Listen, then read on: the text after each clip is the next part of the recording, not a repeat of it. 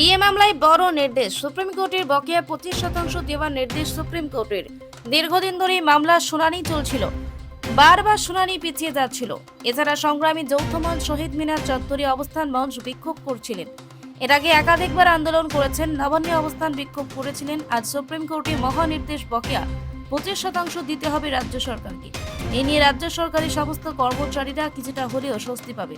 সংগ্রামী যৌথ মঞ্চের পক্ষ থেকে আইনজীবী ছিলেন ফেরদৌস সামি, বিকাশ রঞ্জন ভট্টাচার্য ও অন্যান্য। আজকে সংগ্রামী যৌথ মঞ্চ এই লড়াই দীর্ঘদিন ধরে চলছে। 841 দিন আমরা এখানে বসে আছি। 841 দিন এই মাঠে, শহীদ মিনারের মাঠে আমরা বসে আছি। শীত, বর্ষা, গরম সব কিছু উপেক্ষা করে আমরা 24 ঘন্টা 7 দিন এই মঞ্চে আছি। বিভিন্নভাবে অবসরপ্রাপ্ত কর্মচারী থেকে শিক্ষকরা সবাই আছি।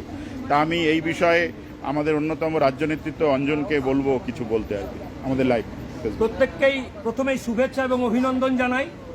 কর্মচারীদের এই যে দীর্ঘ লড়াই, তার কিছুটা হলেও আমরা সুফল পেয়েছি। সবথেকে বড় যেটা পেয়েছি, মাননীয় যেটা বারবার বলতেন, দিয়ে অধিকার নয় দয়ার দান, ইচ্ছে হলে দেব, না দিলে দেব না।